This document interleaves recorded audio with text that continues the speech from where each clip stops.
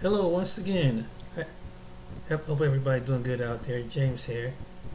I was going through my little archives, and I'm going to put show some clips on my tablet. Hopefully, it won't go on me this time. Um, and in the article, something I saw something that is relating to the topic that I've been talking about. Um, this is something that is what they call pro-conscious, and I never I was just happened to scroll through because I made a video earlier because you have a lot of people's night. Oh, here it is. But this is a short The video. holidays, having too much turkey, roast I'm potatoes, gonna show you rice, the etc. So pro-conscious. I'm going to take it gently with you, really gently, especially when you have a hangover. You have so much booze to drink. So I'm not in the mood for screaming, but rather to have a gentle conversation. So please do grab a glass of wine and let's have a nice relaxing journey into this beautiful subject. To start it off with, I want to bring up this guy, this black guy who is pro-conscious. When I mean pro-conscious, I don't mean that he sits on YouTube and do nothing. This guy is proactive. He goes into the black community and he deals with youth offenders, etc., giving them second chance. So it's like a youth worker. He has links with the magistrate court. So he has influence. However, and he also has allegedly projects which he wants to build in Africa because he does not believe that black people have a future in America or Britain.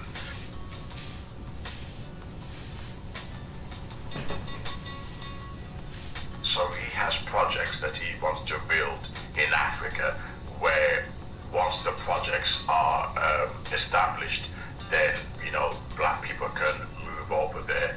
And he was asking for money, donation. I didn't give him any because it didn't sound right. But in the end, I was right. But anyway, this is why we don't trust many black leaders. However, this guy is married to a white woman, and I remember how I met him was in a library. I was working on my novel, because I write novels. I was working on my novel, and we got talking. And once you start talking to someone on the same wavelength, you just talk for hours and we exchange numbers. But what's interesting is that he's married to a white woman, and this guy, he's full of knowledge, and yet he's married to a white woman. I'm not knocking it, please, I'm not knocking it. What I'm knocking is that he's got mixed race children, and he's not allowed to discuss race. And I'm thinking, if I'm dating or married to a blind person, whether they're white, whether they're black, and they're blind, I'm going to learn to read Braille because I want to communicate with her blindness. I want to communicate with her the language of love during love making. Maybe, type it out in the Braille, whatever, that's deaf person, sorry. But I want to learn to read Braille, etc., so I can communicate to her. Okay? But this is what love does. If you love someone, you want to learn everything about them. And if I was married to an Indian woman, I want to understand the Indian culture.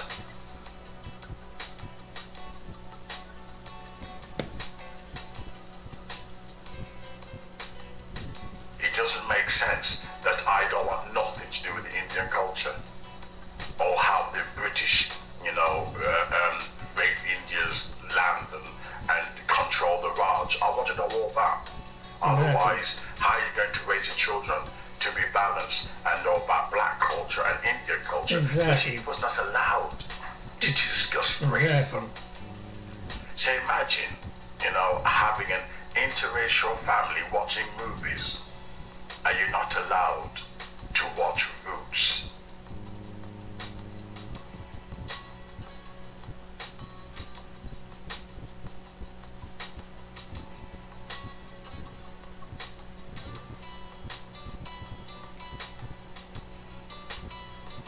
And you got to question, what exactly is this integration about? What exactly is it about? And who is being empowered? And who is being unempowered? Because I'm not attacking interracial mixing, please. But one thing I've noticed, notably in England, since a high percentage of us have married out our race, there's no social protest. The police can kill us easily because they know we're watered down. So the anger isn't there. All this beating our chest, oh, it's because we wanted a white woman.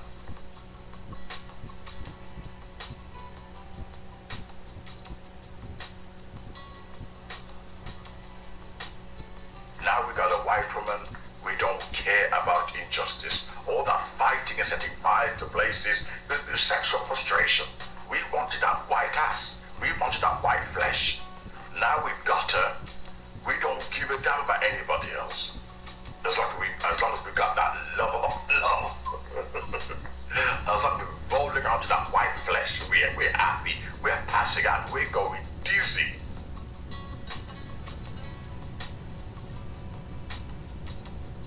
With too much white love. So we don't care.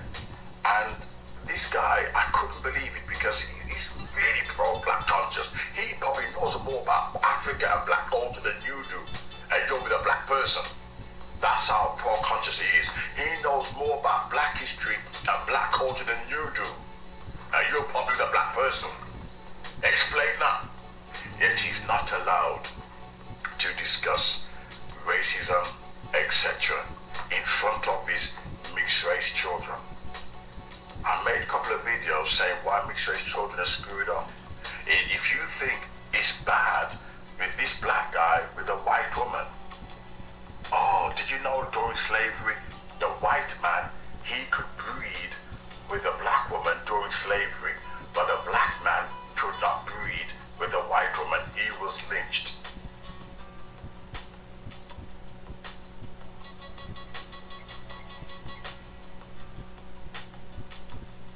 That's very true. That's very true.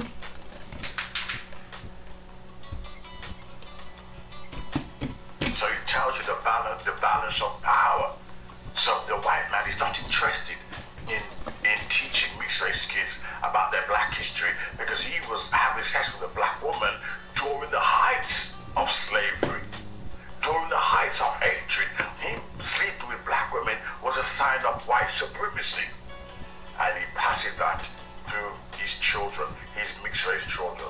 I'm going to do other videos regarding, this white supremacy and how we breed mixed race children to hate. It's going to be a shocking video, and etc. But in interracial relationships, you are not allowed to watch certain movies. You are not allowed to discuss your pain.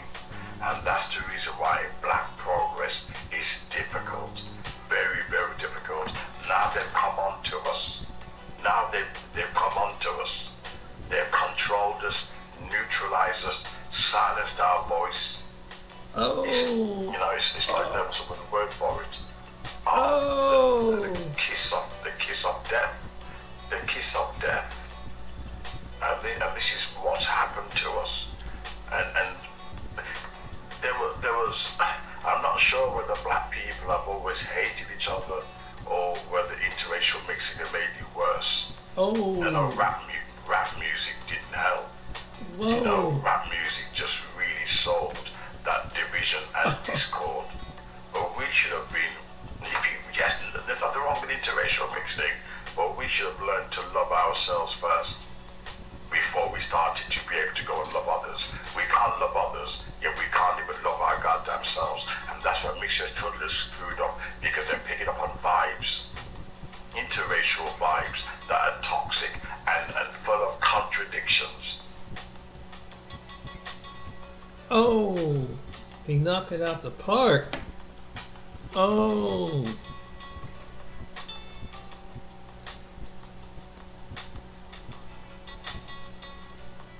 You can't even discuss your pain. You can't even discuss where you're coming from. You know, your social injustice. What kind of love is that? That's not love. You know, if I was with a white woman and she was raped, you know, she was raped, and she did not want to have sex the first night or the second night or whatever. She didn't want to have sex, you know, for 3 months. And all I wanted to do was to get into her pants. I didn't give a damn about her pain. I just got a white woman, give me some sex. How can I claim I love her when I don't want to sit down and go through the trauma with this white woman, go through the pain with her? How can I claim I love her when I'm not interested in her history and what happened to her? I'm going down to one thing, her white ass. You know, there's no way that I can claim I love her. It's the same thing. How can you claim you love black people, especially white males, who control the black woman and program the mixed race children to hate black men? It's the same plantation, breeding with black women, turning them into hate machines. And in the end, who wins?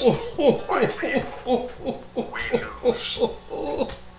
We need to sort ourselves out because we are in a very bad position. We are killing ourselves. Ooh. And we do not realize it. We're killing ourselves. We think to ourselves that interracial marriage is going to solve racism. It makes it worse because those that come and date us are usually racist. You're not all the time. There's some beautiful white people who love you for you, and if you die, whatever, they refuse to marry again. Oh, I've come across cases, both white males and, you know, black men. You know, so the white people can love black people. I'm not going to deny that. I'm not going to be ignorant. You know, I'm too broad-minded to be ignorant. You know, however, in the majority of the cases, the majority, you can guarantee that those that come and are drawn to us have racist issues, hence why you can't discuss racism, hence why you can't watch Roots. Why not?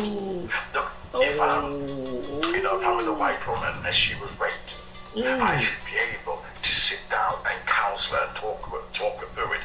I'm not no goddamn rapist. I got nothing to hide. So I can sit down and leave my pants on. So I want to get to know her through her pain. Not into her pants and that's not love. If you love somebody, you want to understand where they're coming from. Exactly. Sadly, there are many cases I've come across, too many cases. Like this guy, you know, where I live, he's not allowed to discuss it. And yet it's his job. It's his job. I teach singing lessons and I write and I have a YouTube channel. Not exactly my job, but it's his job. Yet he's not allowed to discuss it. And I have no children. He does. Mixed race children. He's got mixed race children. Yet he's not allowed to discuss it. That is dangerous. He's got mixed race children. You can see why this black woman, when she says, what was it? Why I'm taking a break from dating white guys. You can see why. The confusion. I'm going to make loads of videos in this area in the new year. Loads of videos amongst other topics and subjects. So I do hope you enjoy this video. If I don't make another one. Someone out there that's gonna sting somebody. Jesus. Oh, Jesus. Told you. And I'm gonna show you where that come from. I'm gonna show you. Hold on. Hold on. It's the history behind this. Hold on. Hold on. Let's go to. No offense of potency. Even if I were a white man. Unloved, disenfranchised, jobless. White men took their anger to the streets in This the is in first England. race riots of the 20th century. 20th century. Race couples.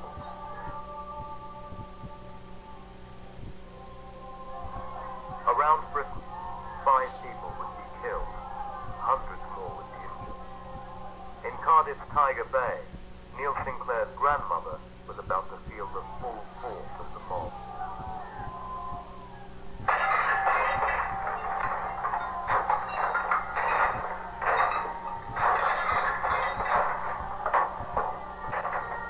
My grandfather had to escape out of the back of the house while the house was being attacked.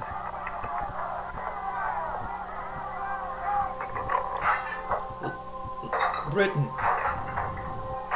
My grandmother and my mother watched their front door being broken into and the house being ransacked.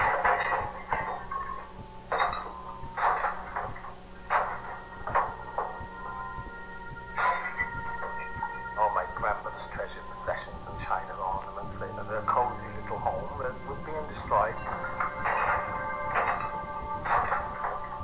They didn't actually harm my mother, who was a black child, but they did beat up my grandmother, who had the audacity to marry a black man. You say? Oh. The following day, the police told my grandmother it was her fault because she married a black man that all this had happened. It was a dreadful experience for my grandmother. This is Britain. She kind of never came out of it. England. It was traumatic, and she became somewhat introverted for the rest of her life after that experience. The sad thing really is that in fact the black men were not walking palaces, in fact they were husbands. They had ordinary romantic relationships with white women that sometimes translated itself in terms of marriage. So they weren't kind of figures of potency. They were just ordinary people. The riots subsided towards the end of 1919. But in their wake, the debate over controlling interracial desire continued. In 1928, the Chief Constable of South Wales, a senior member of Britain's establishment, voiced what could be a final solution: apartheid. The day may come when public opinion will awake to the fact that our race has become leavened with colour to such an extent that it calls for action. Parliament may be urged to consider the desirability of bringing into existence in this country legislation similar to that which has been found necessary in the Union of South Africa. The Chief Constable was saying, well, yes, that black people are a problem. And one of the ways in which they're a problem is that they form relationships with British women, which are not King Rich, I hope you've seen this video. And they produce children. Children of Send this to him. mixed origin or dual heritage, as we say today. This is who you Pearl, this is who you defended. A social problem. The idea of apartheid never took off. For most people, it was just unworkable. As Britain headed into a new era, interracial love continued to thrive. Nothing, it seems, could control it. The Victorians had tried, with their scares, taboos, and moral vigilante squads. Even mob violence wasn't enough. You can't legislate for the kind of relationships that people want to engage in. Clearly there have been laws in openly racist states such as South Africa, Nazi Germany, but even those laws have not been able to prevent people falling in love. From now on, interracial love would be out in the open. With growing numbers of black people arriving from the colonies, it was no longer something white Britons could refuse to deal with. What the history of empire has taught us, as it were, is that there's always been this constant struggle on the part of black people and white people to throw off and discard the kind of pernicious and destructive stereotypes which prevent love. I think that there is now the possibility that people can escape their stereotypes and actually just fall in love in a simple human way and be attracted to each other, not on the basis of racial imagery, but on the basis of other human qualities. But old stereotypes die hard, and new ones come along. Have we really put Victorian attitudes behind us, or are we still haunted by the ghosts of our past? Every single trader that's taken the FTMO challenge using my mechanical trading rules has passed. Yes, Ain't that every something? single one. Hold on, I'm sorry. So that's part of Britain's past on interracial relationship.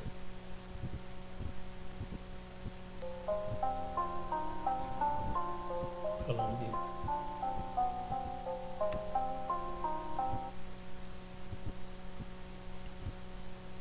That they were stereotypes. It was very difficult for them to escape stereotyping. Hostility towards interracial love was mounting by the year. It was fast becoming the symbol of everything late Victorian Britain most feared: decadence, moral corruption, and imperial decline. If you look at the literature of the period, it's riddled all the time with threat, menace, fear of the outsider. You've got the yellow peril, you've got the black peril, you've got the Muslim peril. You have Fu Manchu. What did Fu Manchu want to do? He wanted to rule the world, and he wanted to kidnap young white women. Moral vigilante groups were formed to combat what was seen as the rapid moral decline. Interracial relationships came under hostile scrutiny. And instead, the National Vigilance Society, whose prying eyes were monitoring every move of the small population of African students in British cities. In 1907, Thomas Hill wrote to the Colonial Office complaining about Edinburgh student Bengali Omani. Dear Sir, regarding Bengali Omani, I'm at the present engaged in the work of undertaking to suppress as much as possible individuals in various vile activities in the public parks of this city. The above mentioned is a Negro from Lagos, whose manner of life has been observed by me for many lengthy months. I know a mass of information which I must tell you. I know him to be a person who has done no work of any kind. He is addicted to sexual immorality. The whole of this summer is spent in the parks, on the hunt after women and rich-looking persons of both sexes. 2 weeks ago, on 2 separate occasions, he importuned a young girl of respectable and good position, whom I know well, for an immoral purpose. Hill was clearly a nosy and sanctimonious peeping Tom. But that's not how the Colonial Office saw it. They investigated the possibility of deporting Omani, but found he had committed no crime. Omani left Britain after he finished his education. Hill would have to find other things to do with the dishes. It shows the level of, if you like, almost paranoia that could exist amongst some individuals or some organisations. Just like America. Possible relationships. Just like might America. develop between Just like America. African men and British women. Oh, they like the version of America. Sees them having relationships of equality, as it were. Just like America. Some would undermine this whole colonial order, a whole political order. We ain't no different. As the First World War came and went, the moral majority was losing its grip. There was now an enemy within. White women were starting their own sexual revolution, daring to express their interracial desires. to understanding this new mood lies in some of the popular novels women read. They were called desert romances. Later immortalized in Rudolph Valentino films, they were full of hot, dusty, interracial sex.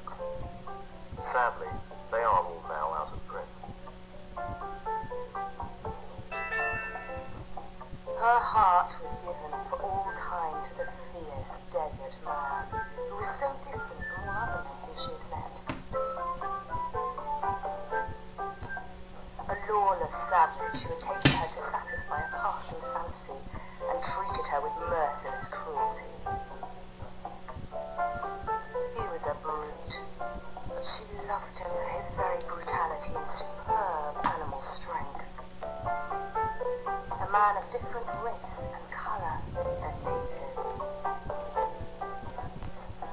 Just like American white women. These desert romances Just like depict an Arab of the Sheikh, Just like American white women.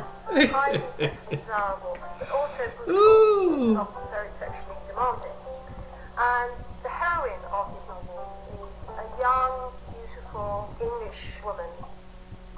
One crucial feature in all of this is she's sexually inexperienced, and he awakens her sexually. I think part of the attraction of these racially other men was the contrast to the returning white British man Yes. coming back from a war, which they had won, but yet they're often very defeated in spirit. They're often psychically, if not psychologically. And this is what they did in America. They did the same thing over there. Not weakened, White men. enfeebled by war. This is how they did in America. Right outside all that. But white women weren't just fantasizing about black men. An increasing number were in relationships with them, Mm-hmm. and a backlash was building. Mm-hmm. White men were getting angry, Mm-hmm. very angry. It was 1919, and a long hot summer of riots against interracial love was about to erupt. See,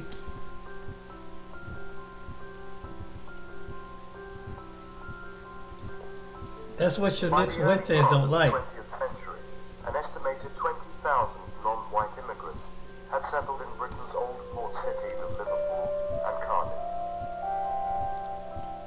Largely made up of African and Caribbean seamen, it was a community that was to grow rapidly. It's the first time, really, that ordinary, say, working class white people are in contact with blackness in a real way, in a living way, in an actual way. But I'm sure that it also generates excitement in the minds of white women for this possibility of a new experience, a different experience, which is at your doorstep. Around Britain, interracial love thrived, producing mixed-race households. In Cardiff's Tiger Bay, Lancashire lass Agnes Jolly and Caribbean seaman James Augustus Headley were falling in love.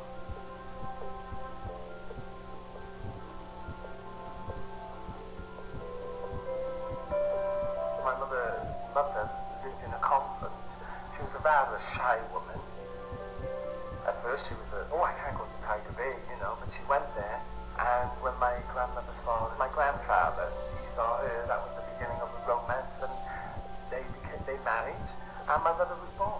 That was around 1990. Agnes and James Augustus used all their savings to set up home.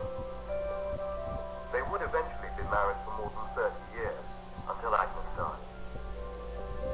But mixed-race love like theirs was causing anger and anxiety amongst white men. I think white men were very disturbed when they saw white women with black men. And this particular case, of course, in 1919, when white British men being demobbed are coming back, finding not only that they have no jobs, but that their, quote-unquote, women are having relations with black and Chinese men. I'm gonna leave that right there. It'll get kind of explicit. But you see, for those in England, and it goes back to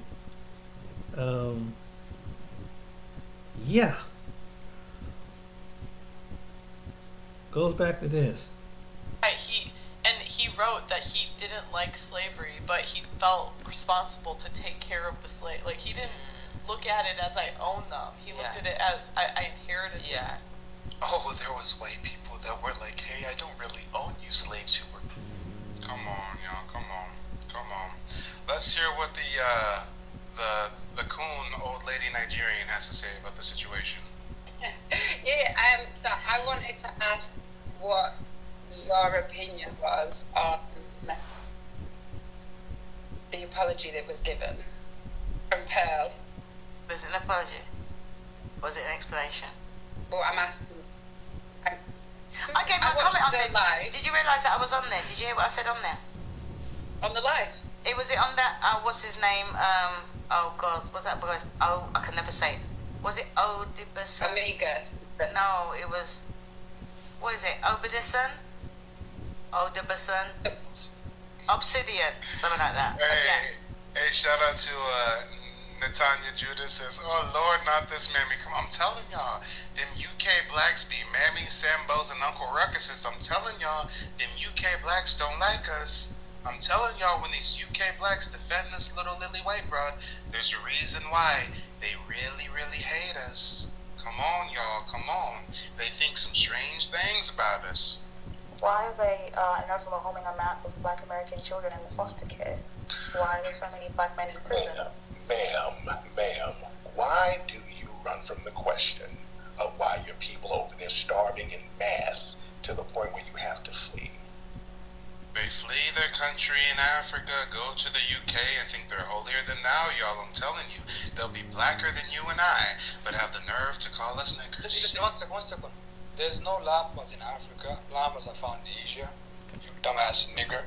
Instead of resorting to your fourth grade, jokes, let's have a grown-up conversation. All right, nigger? Come on, y'all. So when y'all wonder why this mammy's up here caping for Pearl, when y'all wonder why King Richards let the white man disrespect his bitch to his face, now y'all know why. Come on. I didn't see. Well, for all the people that want to know, go and check Obsidian. She's Nigerian. Yeah, I know I need that right. You know me, right? One of them. Right. This is descendants I'm of my own woman. Do you think I'll be working for a racist? I just showed you the video. No. Do you feel like it was... I'm retired, and I don't need the money because I'm happily retired, so I'm not doing it for clout. She's retired, she doesn't need the money, yet she's up here on this white girl's podcast for 16 hours a day. Make it make sense. Something ain't adding up. The math ain't mathin', honey boo boo child. You have... I'm gonna stop this right there.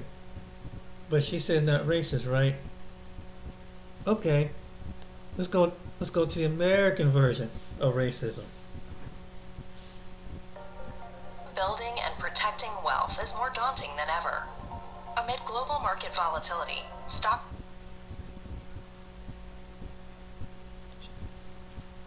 Because the number of whites, for example, who were enslaved in North Africa by the Barbary pirates exceeded the number of Africans enslaved in the United States and in the American colonies before that, put together. Why the you lying? Why you always lying? Oh my God, stop lying. Well, folks, now that we've gotten our obligatory cold open out of the way, we, and by we I really mean me, can get down to explaining to you how me even decided to jump down this rabbit hole that's not going to be nearly worth the time and effort that it took to go down it once all of the right-wing reverse racism remedials hit my comment section and spent an entire paragraph of a comment explaining to me how the Irish and Chinese had it so much worse than black folks for the first 2.5 centuries of this country's history. Let me take this opportunity to apologize on behalf of all black folks everywhere for not giving a dog's dick what you think and or feel, bucko. Anyway, the impetus for me even doing this video was a few, and by few I mean literally like 2 requests that I got to do a Thomas Sowell video. And I was going to do it until I remembered that I spent like a half hour talking about house niggas already. For those of you who don't know, Thomas Sowell is just Jason Whitlock with a lap band. And that is your one per list. Jokes aside, Thomas Sowell is pretty much just Jordan Peterson, but the chocolate variety.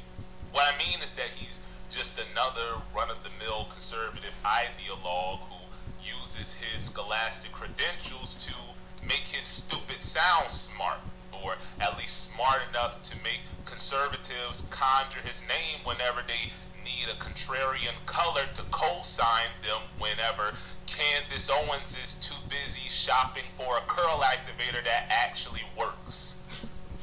Spoilers, none of them do. So for those of y'all who don't remember or are new to the channel, in that aforementioned house nigga video, I introduced a concept called the side-eye spectrum, trademark pending.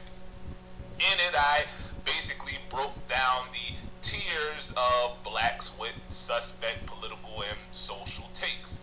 One of these tiers was that of the respectables. Respectable is just a term that I use for black folks who don't so much deny that systemic racism exists, so much as they say that if, and that's a big if, those injustices do exist, then the best way to address them would be for black folks to make our blackness as palatable to white taste and sensibilities as possible. And, I mean, they're not completely wrong. I mean, how many job interviews do you think that I've gotten based solely on me having one of the most generically white first names in human history? All. That's how many. If you need an example of a respectable, think Tim Scott, or Bill Cosby's famous pound cake speech, or basically everything said by pre-Trayvon Martin Don Lemon. That being said, just because something is doesn't necessarily mean that it should be. Like Morbius, or the first Suicide Squad movie, or pretty much anything Jared Leto has been involved in since 30 Seconds to Mars. My point is that Sal is not completely wrong with his takes, just mostly wrong. Especially whenever his takes have to do with any field of study not called economics. And this, folks, is when he goes full house nigga. And you never go full house nigga. Just don't do it, folks. So I'm not by any means an expert in economics, but based on opinions that I have seen from other economists on Sal, he's less a true blue economist than he is just a, again, conservative ideologue with some economist clout. So pretty much the equivalent of what Jordan Peterson is to psychology. And again, this is reflected in literally anything he has to say on anything that's not economics. Case in point, his Facts About Slavery You Weren't Taught in School series, which, if you were like me and had the pleasure of spending the bulk of your junior high school years in a white evangelical private school, it was just called the 5th grade history exam. And y'all wonder why I'm so emotionally well put together now. Okay, so I'm not going to bother refuting every single one of Sal's claims in this series because, frankly, like most of the stuff that I talk about on this channel, a simple Google search could do a much better job of doing that than I ever could. But one point that he does make that kind of piqued my interest was the whole Arabs did it first thing. And again, as I said in the previous video on The Boys, which you should definitely check out if you haven't already, in every good lie there is at least a kernel of truth in there somewhere. Still, this claim is basically like all of those girls who saw the first season of Teen Moms and decided that the quickest route to fortune and fame would be to develop a baby bump of their own. That was not the lesson y'all were supposed to get from that. So let's go ahead and unpack this whole Arabs did it first thing, shall we? While yeah, Arabs were the first people to justify the enslavement of black people based on their blackness is not nearly as simple as black skin's bad. Like I've said in past videos, divisions in the ancient world weren't based on skin color so much as they were based on what tribe and or region of the world you came from. So Greek philosophers like Plato, Ptolemy, and Hippocrates taught and believed that geography determined not only physical characteristics like skin color, height, and dick size obviously, but also temperament. Hippocrates of Kos, no relation, says in On Airs, Waters, and Places that people who come from temperate climates tended to be sluggish and not apt for work, while those who come from extreme climates tended to be sturdy and vigilant and industrious. He also says that people who come from mountainous, rugged, and elevated regions of the world tended to be warlike and enterprising, while those who come from level, windy, and well-watered parts of the world were unmanly and gentle. Guess that explains London, doesn't it? But back to Arabia for a second. The Arabs' first contact with Africans, or if you want to be a pedantic dickhead about it, black Africans, was with the ancient kingdom of Aksum, the predecessor to modern-day Ethiopia, which at its height stretched into the lower half of the Arabian Peninsula. And based on the contemporary Arab sources and imagery that we have, the Arabs' idea of Africans at the time was that of a powerful warrior society, which, I mean, makes sense. Every time they squared up with Aksum, they pretty much got folded like an origami fortune teller. Aksum. Aksum. The new 2023 GMC Sierra AT4X is equipped to Aksum. Aksum.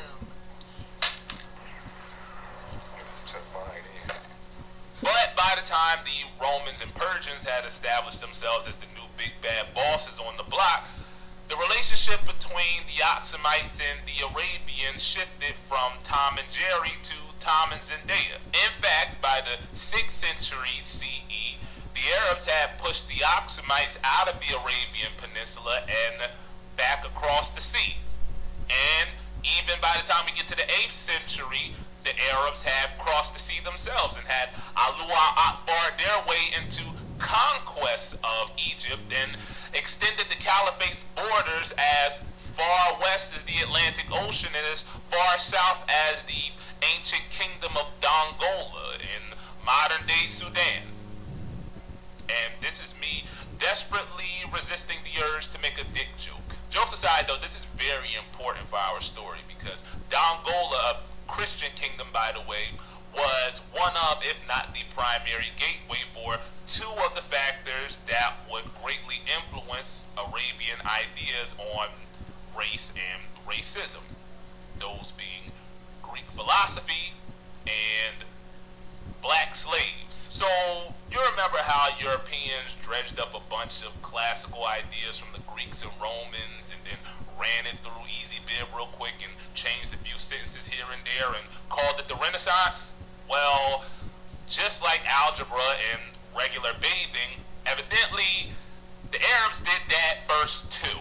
Arab scholars were very heavily influenced by the Greeks, and just about every school of academic thought that didn't involve a hypotenuse. This is very much reflected in the writings of such Arab scholars as Al-Hamdani, who cites Ptolemy directly in his assessment of the races, how they differ and how they came to be.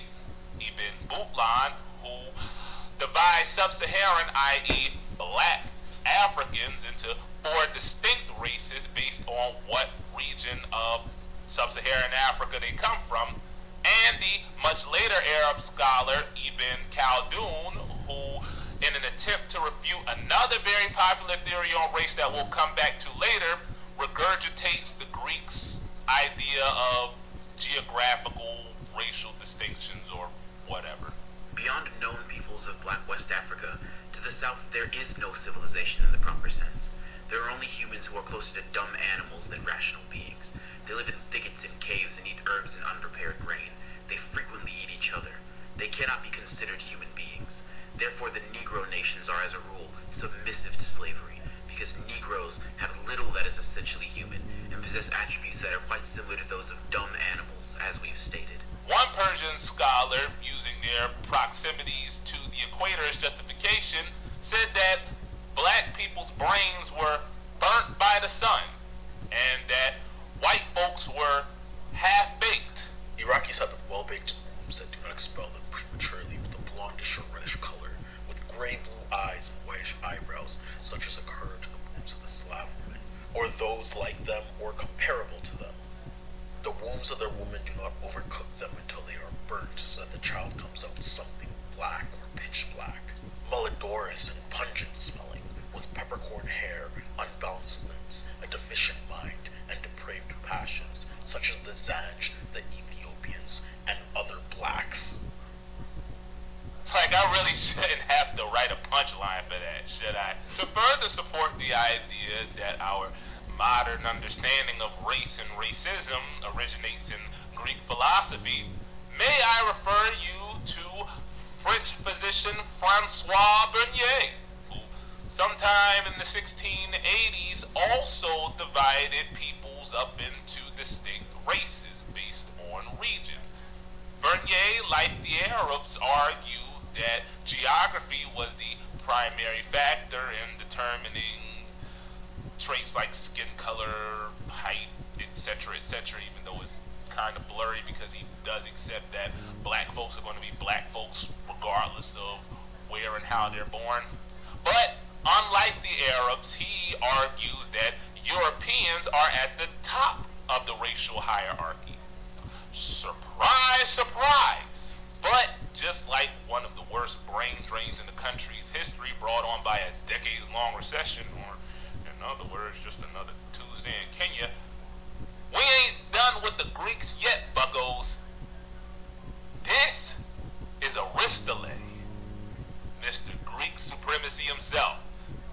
The guy that taught Colin Farrell that it was his duty, nay, his destiny, to Hellenize the entire rest of the world and force the rest of us to wear togas and eat better for the rest of our lives under the threat of mass genocide. But you see, that's not the only reason why Aristotle would have been right at home on the PragerU guest speaker list. Those who are as different as the soul from the body or man from beast, and they are in the state of their work as the use of the body, and if this is the best that can come from them, are slaves by nature. For them it is better to be ruled in accordance with this sort of rule, if such is the case for the other things mentioned. You see, it's Aristotle and not Nietzsche where the whole master-slave morality thing really originates. I mean, this guy practically simped not just for slavery, but slave masters themselves. Anyway, Aristotle believed that slaves, whether made through birth, sale, or otherwise, were inherently inferior to their masters. Why? Because then they wouldn't be slaves after all. Duh, genius. Aristotle surmised that slaves lacked the temperament to function in civilized society without the guiding paternalistic hand of their master leading them along the way, lest they wander into the Mediterranean and drown or something. Furthermore, he argues that slave masters, by virtue of their virtuosity, I guess, should be given the right to determine the laws, the rules, the regulation, the morals, mores, norms, and mores by which society operated, and forget about this egalitarian nonsense. Y'all already know what I'm going to say. Just let's move on to the next portion, Clarence. Tools may be animate as well as inanimate. For instance, a ship's captain uses a lifeless rudder but a living man for watch, for a servant is, from the point of view of his craft, categorized as one of its tools. So any piece of property can be regarded as a tool enabling a man to live, and his property an assemblage of such tools. A slave is a sort of living piece of property, and like any other servant is a tool in charge of other tools. This nigga. So, because as we've already established, medieval Arabs were modern history's first real swag surfers. They took a look at Greek philosophy and then took a look at their slave population and saw that like 9 and 10 of them were black, and because 2 and 2 equals fish, obviously, surmised that, aha, the blacks must be inferior to us. But not those half-baked whites, obviously, because we still think less of them than Ben Simmons does effort. I swear these Ben Simmons jokes are just way too easy. Almost as easy as game planning against Ben Simmons. The Negroes are the first.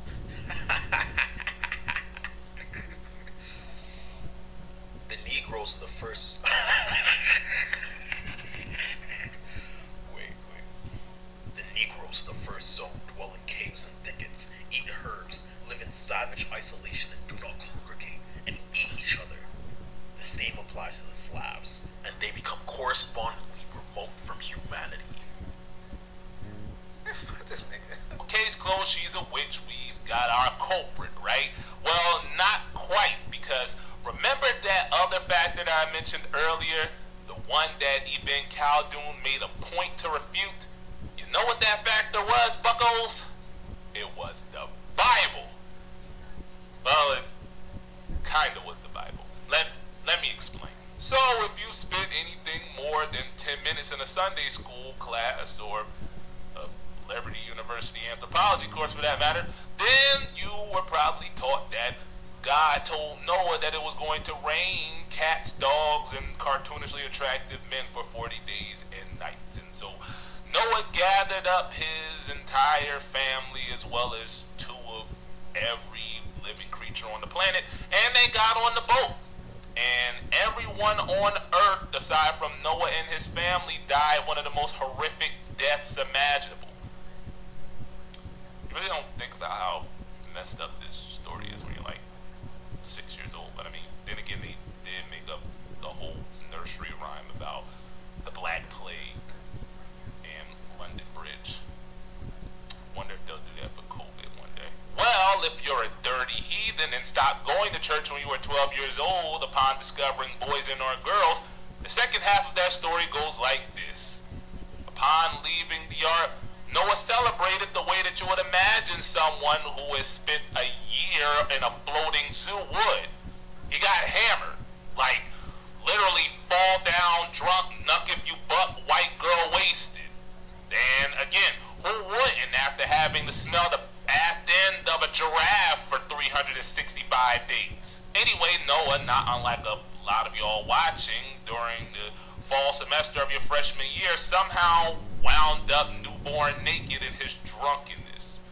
And when his son Ham came into the tent and was greeted by the sight of his dad's wasted waiter, he was obviously equal parts nauseated and appalled. And he decided to run and tell his brothers Shem and Japheth. And when they found this out, instead of going to look for themselves, they went into the tent backwards and covered up their father's nakedness as not to be greeted by the sight of their dad's saggy, inebriated scrot.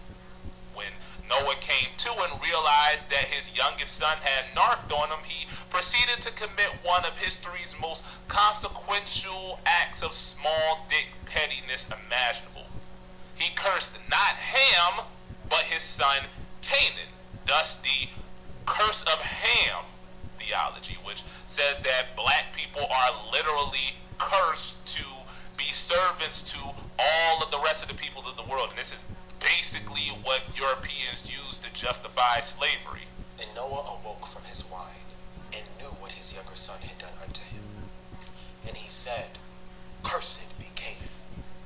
A servant of servants shall he be unto his brethren. And he said, Blessed be the Lord God of Shem, and Canaan shall be his servant. God shall enlarge Japheth, and he shall dwell in the tents of Shem. And Canaan shall be his servant. Now, full disclosure, there is some debate as to what saw his father's nakedness actually means in the original text. Some argue that it means that he sodomized his dad. Others argue that it means that he slept with one of his father's wives while his father was passed out drunk. But the point is that, again, the curse of Ham was one of, if not the biggest justification used by Europeans for the transatlantic slave trade. Even though, I mean, if we're going to get technical, and if you really want to go according to the biblical record, then all of those who are in the Arabian Peninsula, even up to modern day Palestine, are technically descended from Ham, which, I mean, makes sense, all things considered. Hi everybody, Future Bill here, broadcasting live from a hurricane to help my half-witted past self out with a quick editorial note. So, yeah, like past Bill said, technically the curse was never applied to Ham, but rather to his youngest son, Canaan.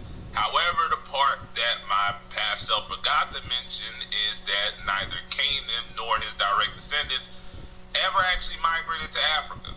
Rather, they became the Amorites, the Edomites, the Moabites, the Hittites, and all of those other Semitic-speaking people that would populate the biblical land of Canaan, i.e. ancient Palestine. And, I mean, if we're going to go according to the biblical record of how Israel became Israel in the first place, then, I mean, duh, nigga. Rather, again, if we're going to go according to the biblical narrative, then black people are said to be descended from Ham's oldest son, Cush. Thus, the Old Testament writers often using the term Cushite to describe ancient East African peoples like the Nubians, the Midianites, and the Ethiopians. And all of these people, the Old Testament prophets described in neutral at worst terms, if not positive. So, yeah.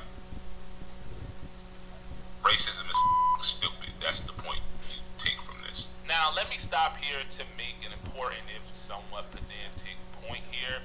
Arab slavery was not race-based so much as they just used race as justification for something that they were already doing. I mean, we know for a fact that there weren't just black slaves, but there were also European slaves in both the Caliphate and the seceding Ottoman Empire.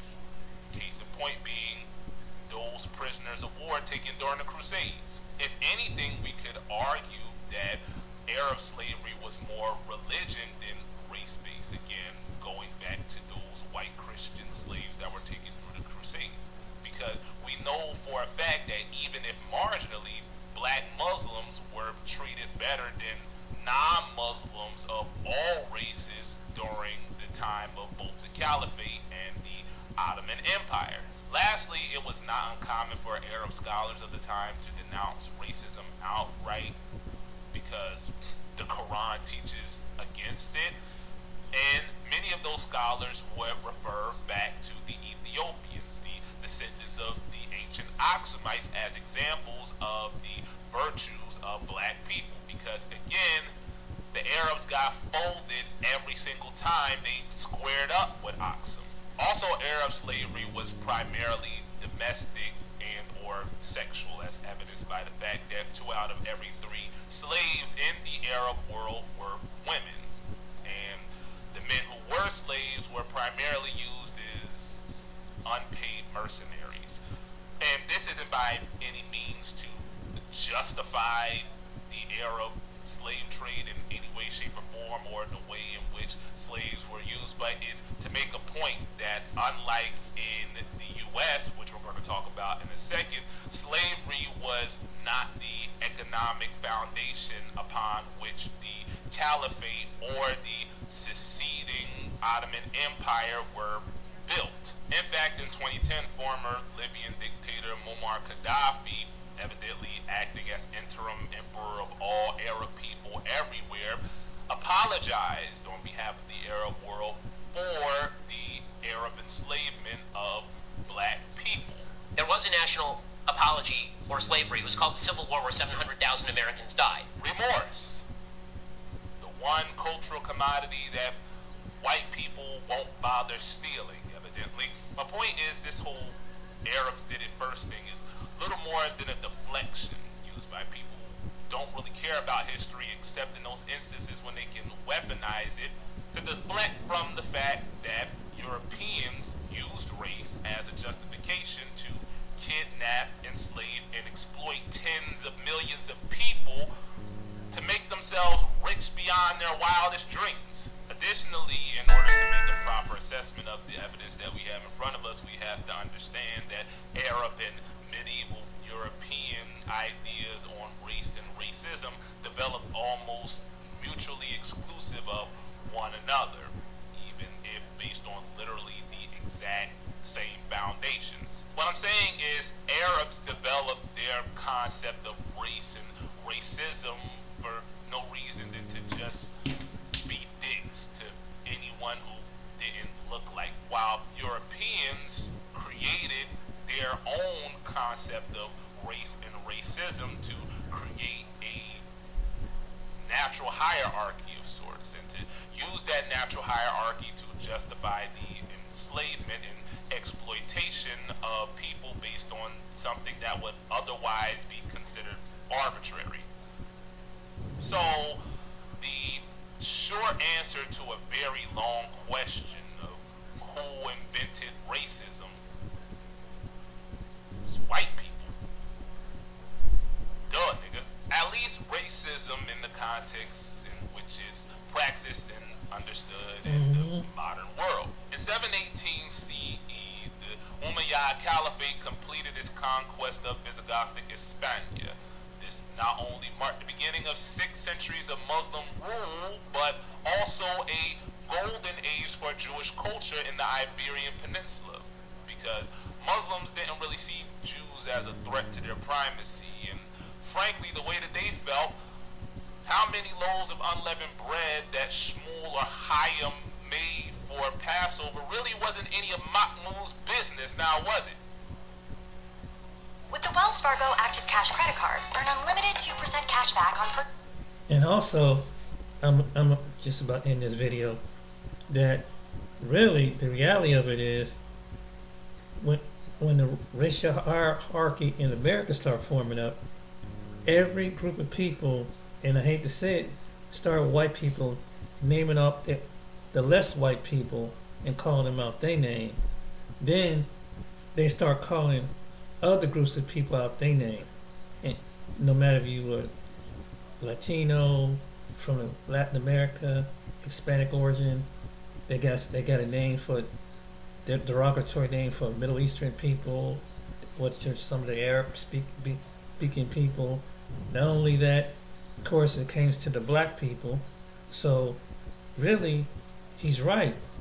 White people started all the name calling.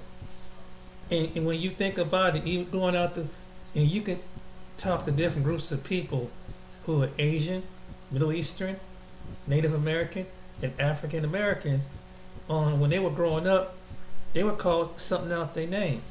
Who gave the name? Who started these names? Who called the Vietnamese out their name? Who called the Japanese people out their name? It was the white man. It's the truth. Who called black people out their name? Gave them 2 or 3, 4 versions of things out their name. That taught from generation after generation after generation. It was the white man. Who taught that the different Hispanic groups? Called them out their name. The Middle Eastern groups. Who did this? How did we learn to be racist?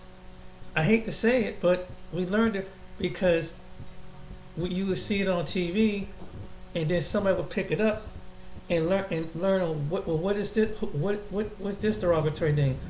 This was placed on these people.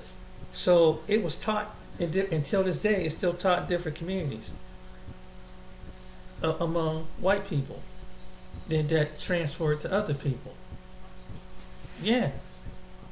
So that's how the history of racism, that's how we call each other, because it started out with the different European groups, the Italians, the Irish, the Greeks, the Poles, the Hungarians, the Slavs, and then so on and so on, Germans, so on and so on. that look like to us, even though they have a difference of tribe, but when it come together with the other groups of people, it collaborated, and then it's like it's a level, and even with the religion, because really Jewish is not a race. They call it Jew because the descendants of the people who are Jewish, they are the cousins of people who are white. The only thing that makes them different that of what their belief system, because you can look at a white person and you don't know if they're Jewish, they're Christian. In some cases, they can be Muslim. Fact. Until they find out. See, so subconsciously, the Western world. That's why we get all these. So people say, why do they say all these racial names are horrible? We learned it. We learned it here. And America took racism, like other places in the world, and spread it in different parts of the world. We're one of the countries that did, Western countries that did that. We took it to Latin America. Some people did. Then they did it racial category in Latin America. In Panama, went down in Panama. Then there was a racial hierarchy. Then another group of people came along, put a racial hierarchy in Argentina, another racial hierarchy in Brazil, another racial hierarchy. So who did this? And even in the Middle Eastern world, there's a racial hierarchy. And in India, there's a racial hierarchy. In China, there's a racial hierarchy. But it came off what they call a white supremacist mindset. But anyway, that's the lesson from them. But that's history of racism. But I'm finish the other video about. I'm gonna let him talk more, but I'm gonna cut this video short because it's kind of long, past an hour. But he's gonna explain from how it came on the shores probably of America, and where it went from generation after generation. All right then, guys, have a good one, and hope you learn something from this video and educate your people. Because that's the only way we're gonna understand one another. Good day.